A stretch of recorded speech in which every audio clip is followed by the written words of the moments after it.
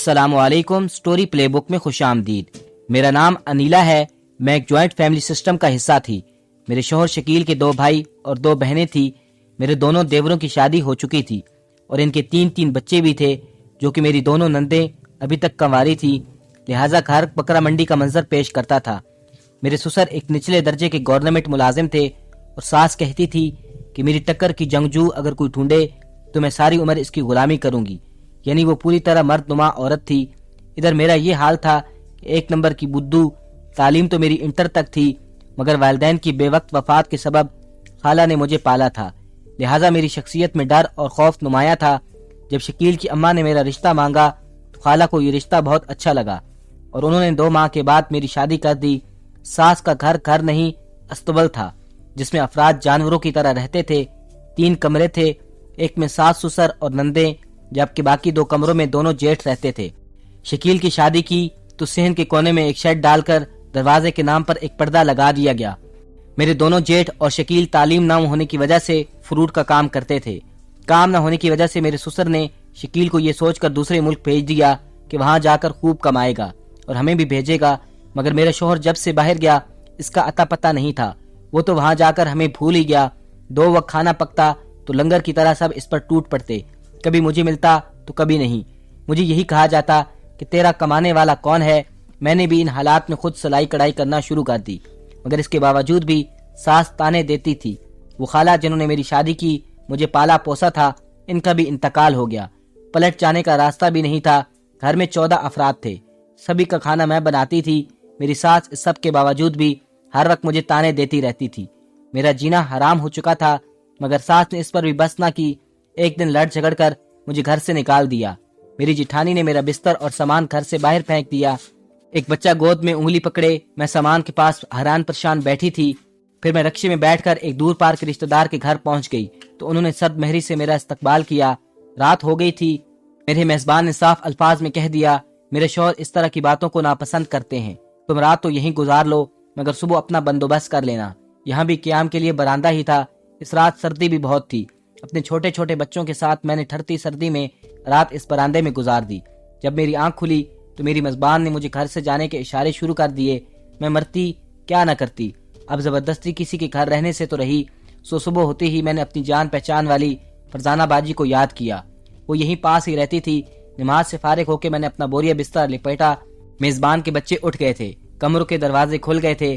میں نے سامان لپیٹ کر ایک طرف رکھا اور بیٹے کو اپنے سینے سے لگا کر اور دوسرے بیٹے کا ہاتھ پکڑ کر فرزانہ باجی کے گھر کا راستہ لیا۔ وہ بڑے پیار سے ملی۔ میں نے اپنے حالات کا بتایا تو ان کی آنکھوں میں آنسو آ گئے۔ بولی، پریشان نہ ہو، ایک مکان یہاں پر خالی ہے، اسے کرائے پر لے لو، کچھ پیسے تو ہوں گے تمہارے پاس۔ کچھ روپے میں نے اپنے لباس میں چھپا کر رکھے تھے، میں نے انہیں دے دیے۔ کہنے لگے، دوسری اچھی بات یہ ہے کہ تمہیں یہیں ایک گارمنٹ فیکٹری میں کام بھی مل جائے گا۔ تبھی فرزانہ باجی مجھے مکان دکھانے چلی گئی، مگر وہ کرائے پر چڑھ گیا تھا، لیکن ساتھ میں ایک کمرے کا مکان خالی تھا جس کا مالک ذرا بدذات قسم کا تھا۔ ایک کمرہ ننھا سا کچن اور واش روم پر مشتمل پرانے طرز کا مکان تھا۔ اس کمرے کا کرایہ بہت تھوڑا تھا، کیونکہ اس گھر میں جنوں باتوں کی باتیں مشہور تھی، اس لیے یہ مکان زیادہ تر کرائے پر کوئی نہیں لیتا تھا۔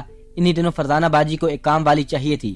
میرے کہنے پر انہوں نے مجھے اپنے گھر میں اچھا خاصا کام دے دیا، مگر مجھے یہاں الگ گھر میں رہنا پڑتا تھا کیونکہ ان کے شوہر نے مجھے وہاں رہنے کی اجازت نہیں دی۔ مگر میرے دل میں پھر بھی اطمینان کی لہر دوڑ گئی۔ میں نے باجی کا شکریہ ادا کیا کیونکہ ان کی وجہ سے میں دربدر ہونے سے بچ گئی۔ اپنے گھر میں سکون کی زندگی گزار رہی تھی، مگر رات کی تنہائی سے مجھے ڈر لگتا۔ شکیل کا خیال آتا کہ پتہ نہیں کس حال میں ہوں گے۔ بیٹے بھی روز اپنے باپ کے بارے میں پوچھتے۔ میرے گھر کے سامنے ایک فیملی رہتی تھی، ان سے میری اچھی خاصی بن گئی تھی۔ کبھی وہ باجی میرے گھر آ جاتی تو گھر میں رونق ہو جاتی، یا کبھی میں ان کے گھر چلی جاتی تو دل بہل جاتا۔ ایک دن باتوں باتوں میں سامنے والی باجی نے مجھے بتایا کہ جب تم اس مکان میں نہیں تھی تو اس سے پہلے یہاں ایک ڈاکو رہائش پذیر تھا، اور اندر کی بات تو یہ ہے کہ اس نے اس مکان میں کافی سارے زیورات اور قیمتی اشیاء چھپا کر رکھی تھی۔ پھر اچانک ایک دن وہ پکڑا گیا اور عمر بھر کے لیے جیل چلا گیا۔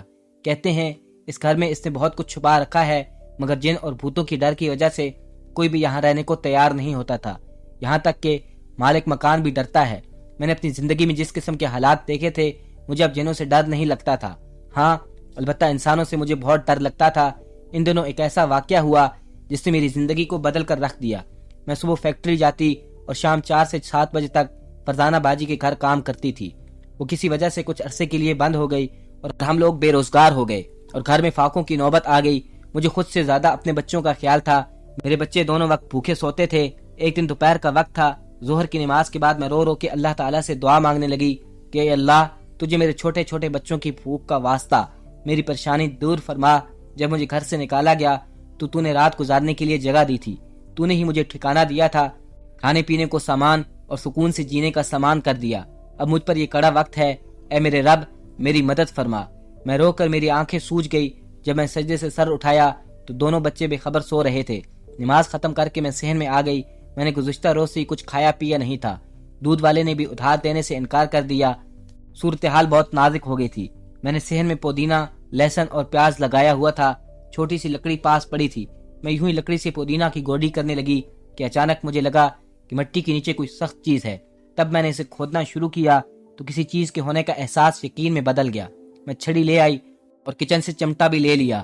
رات سے بھوکی ہونے کی وجہ سے اللہ نے اتنی طاقت دے دی کہ اوپر کی مٹی ہٹائی تو ایک بکسے کے آثار نمودار ہوئے۔ بکسہ تقریباً 3x3 سائز کا تھا، جسے نکالنا میرے بس کی بات نہیں تھی۔ چارپائی پر چادر سوکھنے کو رکھی تھی۔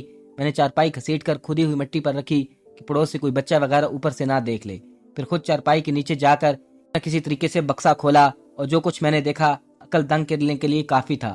ایک بکسے میں نوٹوں کی گڈیاں، زیورات اور سونے کی چوڑیاں تھی۔ میں نے فوراً چارپائی کے نیچے سے نکل کر کمرے سے ایک تھیلا لیا، اس میں بکسے کی تمام چیزیں بھر کر کمرے میں پہنچا دی۔ پھر مٹی برابر کر کے پودینہ دوبارہ لگا دیا۔ کاروائی میں میرا 1 گھنٹہ لگا۔ اب 3 بج رہے تھے۔ میری سانس پھولی ہوئی تھی اور چہرہ سرخ تھا۔ اب میں سوچنے لگی کہ کیا کروں، لوگوں کا قرض واپس کروں تاکہ کوئی دروازے تک نہ آئے۔ میں نے سوچنا شروع کر دیا۔ پھر میں نے سب سے پہلے دکانداروں کا کھاتہ صاف کیا۔ اس کے بعد مالک مکان کا 2 مہینے کا کرایہ دیا، جس کے لیے وہ پورے 2 مہینوں سے مجھے طرح طرح کی باتیں سنا چکا تھا۔ بہرحال میرے پاس جو خزانہ آ چکا تھا، اسے بیچ کر میرے دن پھرتے جا رہے تھے۔ میں نے آہستہ آہستہ کر کے سارا زیور بیچ دیا۔ محلے والوں کو کچھ شک نہ ہو اس لیے کچھ لڑکیوں کو اپنے ساتھ سلائی پر رکھوا لیا۔ میں ان سے جوڑے وغیرہ بنواتی رہتی اور انہیں تھوڑی بہت اجرت دے دیا کرتی۔ جوڑوں کے بارے میں نے مشہور کر رکھا تھا کہ بہت مہنگے داموں بیچتی ہوں۔ محلے والوں کو یہ شک نہ ہوا اور میں نے پاس ہی ایک چھوٹا سا گھر خرید لیا۔ اب میرے پاس کپڑے خریدنے والی عورتیں بھی آ رہی تھی اور میں دھیرے دھیرے باقی زیور بھی بیچتی جا رہی تھی۔ جب میرے گھر میں سارا فرنیچر وغیرہ پورا ہو گیا، میں نے اپنے بچوں کے سکول میں ڈلوا دیا۔ میرے بچے سکول آنے جانے لگے، جبکہ کام کے لیے نوکرانی بھی رکھ لی۔ ایک دن میں نے دکان سے کچھ خرید کر واپس آ رہی تھی، مجھے اپنے پرانے محلے کی ایک عورت ملی۔ مجھے دیکھتے ہی سر سے پاؤں تک گھورا اور کہنے لگی، بات سنو، تمہارے تو ٹھاٹھ ہی بدل گئے، مگر کیا تمہیں اپنی ساس کی خبر ہے؟ وہ بیچاری اب کس حالت میں رہ رہی ہے۔ محلے میں لوگ ان کے لیے طرح طرح کی باتیں کر رہے ہیں، جبکہ ان کی بیٹی اور وہ غربت کی چکی میں پس رہے ہیں۔ تمہارے دونوں دیوروں نے اپنا الگ گھر لے لیا، ان بیچاروں کو بھی پوچھ لیا کرو۔ اس نے ایک ہی سانس میں کہا تو میں حیران رہ گئی۔ کیا میری ساس کے حالات بہت خراب ہیں؟ میں نے حیرت سے پوچھا۔ بھائی ہمیں نہیں پتا، اگر تمہیں یقین نہیں آتا تو گھر جا کر دیکھ لو۔ عورت کی بات نے مجھے بے چین کر دیا۔ میری ساس لاکھ پوری صحیح، لیکن میری شوہر کی ماں ہونے کے ناطے میرا ان سے تعلق واسطہ تو بنتا تھا۔ میرے ضمیر نے گوارا نہ کیا کہ میں اس طرح اتنے بڑے گھر میں اکیلی رہوں۔ میری ساس اور نندے بھوکی مرے، ان کا گھر بھی کرائے کا تھا۔ فرق یہ تھا کہ انہوں نے مجھے نکال دیا تھا، مگر میری تربیت خالہ نے ایسی نہیں کی تھی کہ بروں کے ساتھ بری بن کر رہوں۔ بہرحال اگلے ہی دن میں دل بڑا کر کے اپنے سسرال گئی، مگر یہاں کا منظر ہی بدلا ہوا تھا۔ میری ساس اور نندوں کے چہرے پر غربت کی لکیر چھائی ہوئی تھی۔ میری نندیں بھی جوان ہو چکی تھی۔ میں نے ان سب کے حالات دیکھے تو مجھے ترس آ گیا۔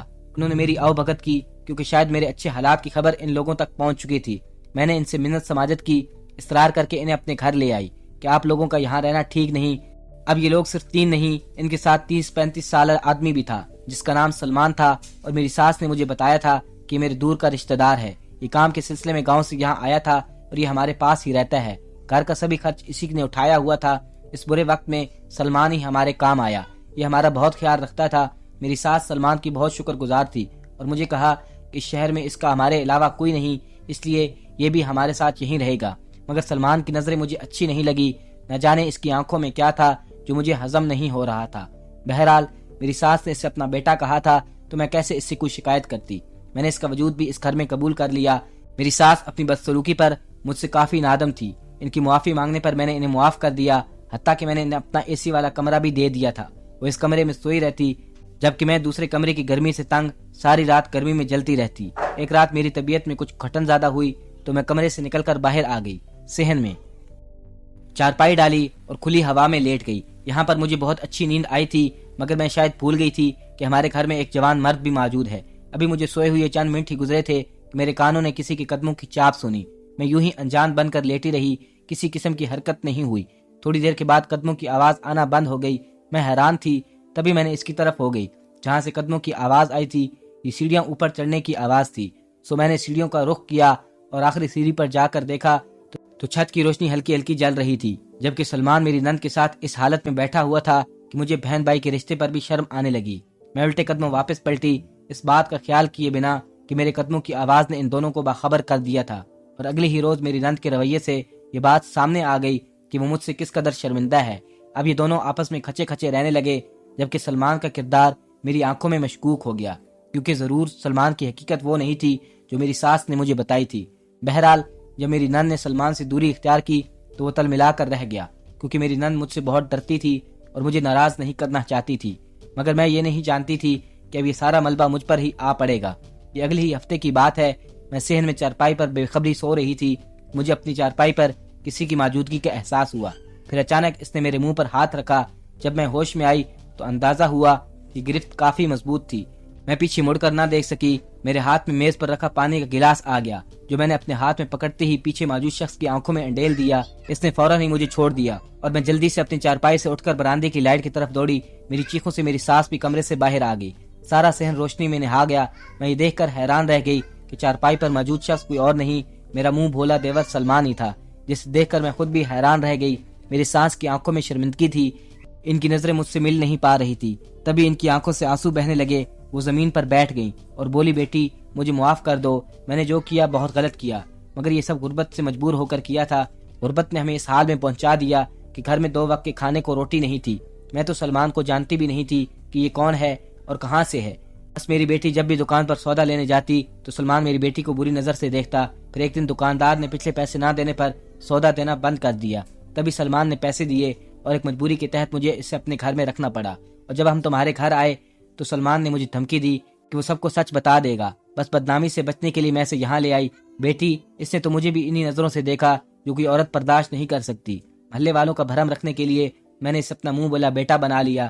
میں نے سب پر یہی ظاہر کیا تھا کہ سلمان میرا دور کا عزیز ہے، مگر ان حالات کا سلمان نے خوب فائدہ اٹھایا، مگر اب یہ رہنے کے قابل نہیں۔ انہوں نے دکھ سے کہا، جبکہ حالات کی سنگینی کا اندازہ کرتے ہوئے سلمان خود ہی اسی رات گھر سے نکل گیا اور دوبارہ کبھی پلٹ کر نہیں آیا۔ اس دن کے بعد ہم لوگ ایک پرسکون زندگی گزارنے لگے۔ اللہ نے کرم کیا، 6 سال بعد میرے شوہر بھی گھر واپس لوٹ آئے۔ گھر کا بدلا ہوا نقشہ دیکھ کر حیران رہ گئے، کیونکہ میرا نندوں کے ساتھ رویہ بہنوں جیسا تھا، جبکہ میری ساس کے ساتھ رویہ اماں جیسا تھا۔ اس رات میرے ساتھ جو بھی ہوا، مجھے دکھ تو بہت ہوا، مگر میں نے اپنی ساس کے جوڑے ہاتھ اور آنکھوں سے بہتے آنسو دیکھ کر معاف کر دیا، اور اس بات کا علم اپنے شوہر کو بھی نہیں ہونے دیا۔ ہو سکتا تھا میرا یہ سب کچھ انہیں بتانے سے گھر کے حالات ایک بار پھر سے خراب ہو جاتے۔ میں نے سوچا چپ ہی رہنے سے خوشحالی ہے۔ سچ ہے کہ انسان کی محبت دشمن کو بھی دوست بنا دیتی ہے، اور میری ساس کے معاملے میں بھی بالکل ایسا ہی ہوا تھا۔ میرے دونوں دیوروں کو جب اس بات کا پتہ چلا تو وہ بھی بہت شرمندہ ہوئے، اور انہوں نے بھی آ کر اپنی ماں سے معافی مانگی۔ میری ساس ان کی ماں تھی، ممتا کے ہاتھوں مجبور ہو کر انہیں معاف کر دیا۔ میرے شوہر شکیل دوسرے ملک جا کر کسی مسئلے میں پھنس گئے تھے، تبھی وہ ہم سے رابطہ نہیں کر پائے۔ میں نے اپنی دونوں نندوں کی شادی ایک اچھے گھرانے میں کر دی۔ آج میں اپنے شوہر شکیل اور بچوں کے ساتھ ایک ہنسی خوشی زندگی گزار رہی ہوں۔ دوستو، ویڈیو کو آخر تک دیکھنے کا شکریہ۔ کمنٹس میں ضرور بتائیے گا آپ کو یہ کہانی کیسی لگی۔ ملتے ہیں ایسی نئی دلچسپ کہانی کے ساتھ، تب تک کے لیے اللہ حافظ۔